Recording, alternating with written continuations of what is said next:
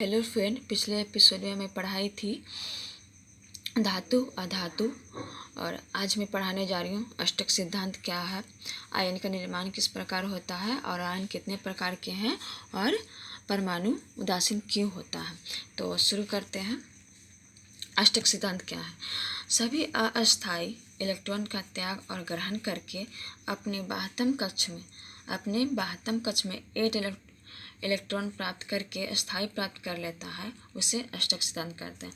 तो सभी तत्व इलेक्ट्रॉन का त्याग और ग्रहण करके स्थायी प्राप्त करने के लिए 8 इलेक्ट्रॉन प्राप्त करता है, तो उसे अष्टक सिद्धांत कहते हैं। जैसे NaCl बताते हैं, NaCl तो Na कितना है 11, Cl होता है 17। तो Na का लिखेंगे 281 और Cl का लिखेंगे 287। पहले मैं बता चुकी हूँ इसको सजाने के लिए 2n² पे। तो Na के पास हो गया 1 और Cl के पास हो गया 7। तो इसको अष्टक पूरा करना है ना, क्योंकि 8 हो जाएगा, इसके पास 8 होना चाहिए क्योंकि बाहरी कक्षा में 8 होना ज़रूरी।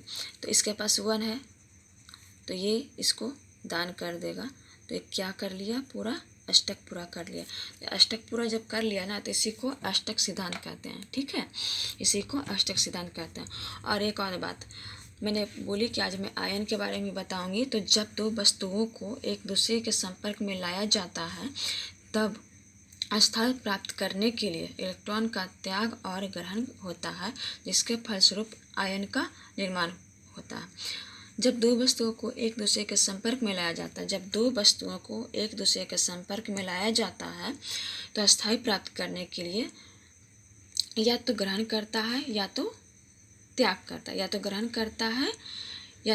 करता है, इसके फलस्वरूप जो आयन का निर्माण होता है उसे आयन कहते हैं। तो आयन 2 टाइप्स के होते हैं, धन आयन और ऋण आयन। तो धन आयन किसे कहते हैं? धन आयन देखिए, जो तत्व इलेक्ट्रॉन का त्याग करके स्थायी प्राप्त करता है उसे धन आयन कहते हैं। जो तत्व NaCl के बारे में बताइए, जो तत्व इलेक्ट्रॉन का त्याग करके स्थायी प्राप्त करता है, ये है जो इसके पास 1 इलेक्ट्रॉन था तो इसने Cl को दे दिया, मतलब ये त्याग कर लिया, तो इस पे धन आवेश हो गया। इस पे क्या हो गया? धन आवेश। और ऋण आवेश मतलब ऋण आयन क्या कहते हैं, उसको ऋण आवेश भी कहते हैं, ऋण आयन भी कहते हैं। तो ऋण आयन किसे कहते हैं? तो जो तत्व इलेक्ट्रॉन का ग्रहण करके स्थायी प्राप्त करता है उसे ऋण आयन कहा जाता है।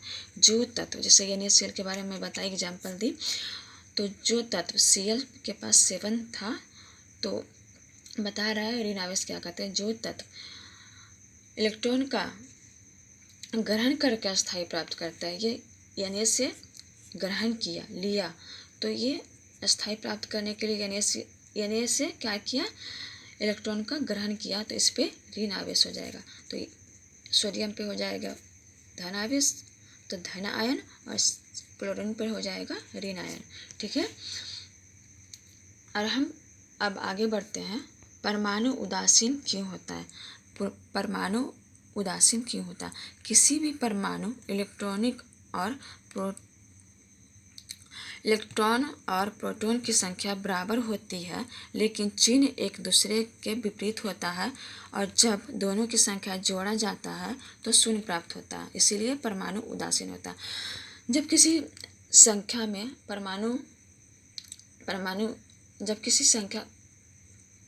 परमाणु की संख्या में थोड़ा प्रॉब्लम हो गया।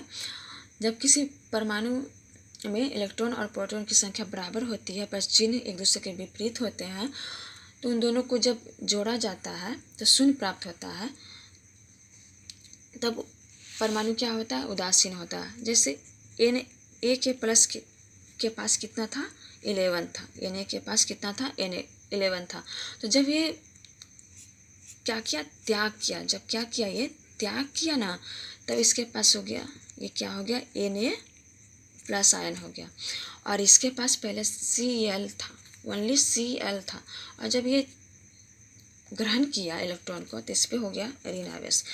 तो Na के पास हो गया, पहले Na 11 था, अब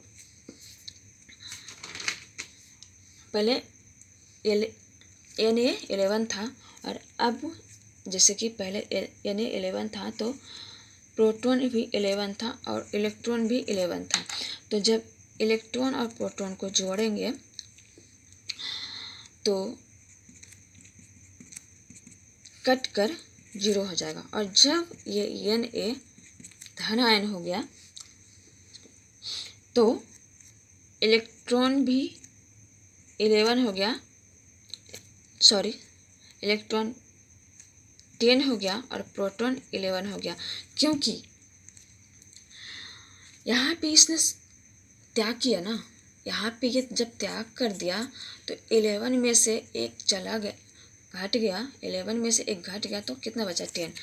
तो यही यहाँ पे 11 में से 1 घट गया तो इलेक्ट्रॉन 10 बचा और प्रोटॉन 11 का 11 रहा।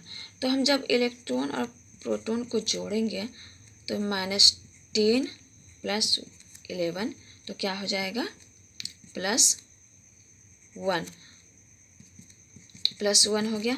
पर यहाँ पर तो आपको यहाँ पे धन आवेश के बारे में बताया कि इसका वैलेंसी +1 आ गया। पर यहाँ पे हम जब जोड़ें